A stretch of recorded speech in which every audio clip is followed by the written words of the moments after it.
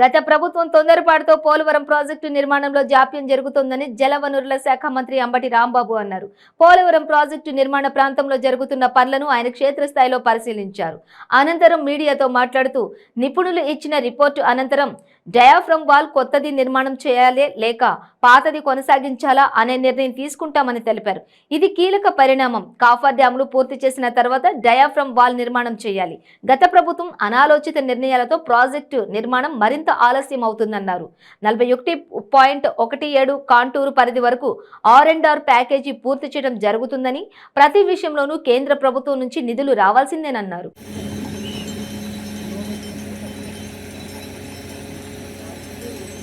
Diaphragm wall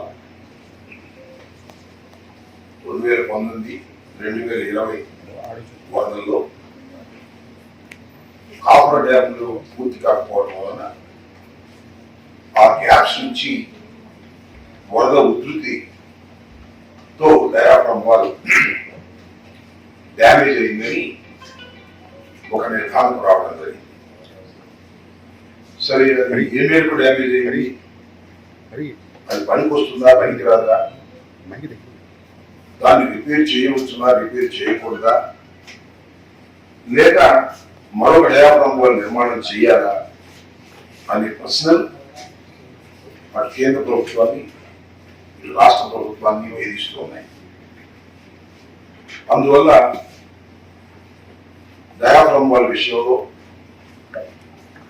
దాంతో పాటుగా ఎర్త్కమ్ rock filling dam పూర్తి చేయడంలో ఒక అడుగు కూడా ముందుకు వేయలేకపోయాం. దాన్ని దృష్టిలో పెట్టుకొని NHPC వాళ్ళకి, నేషనల్ హైడ్రో పవర్ కార్పొరేషన్ వాళ్ళ టీం వచ్చి డయాఫ్రమ్ వాల్ మీద కొన్ని టెస్టులు చేసి దాని యొక్క ఆరోగ్యం అది పనికి వస్తుందా పనికి రాదా, పనికి వస్తే ఏ మేరకు పనికి వస్తుంది అనే దాని మీద వారి నిపుణుల యొక్క రిపోర్ట్ కోసం గత సంవత్సరంలోనే వారిని రిక్వెస్ట్ చేయడం జరిగింది కేంద్ర ప్రభుత్వం, అలాగే PCA అందరూ కూడా. లాస్ట్ ఇయర్ కూడా వాళ్ళు రావడం జరిగింది. లాస్ట్ ఇయర్ ఇది కంప్లీట్ అయిపోతుందని మేము అనుకున్నాం. కానీ లాస్ట్ ఇయర్ ఎర్లీగా రావడం వల్ల ఈ టెస్ట్ చేయడానికి కూడా అవకాశం కలగలేదు. కాబట్టి మొన్న 26వ తారీఖు నుంచి ఇందాక మనం ఎవరైతే ఫెసిలిటేట్ చేశామో ఆ ముగ్గురు NHPC నుంచి వచ్చి ఈ రోజు వరకు ఇక్కడ ఉండి వారు అన్ని ప్రయోగాలు లేదా టెస్టులు పూర్తిగా వారితో చేసుకుని కట్టున్నారు.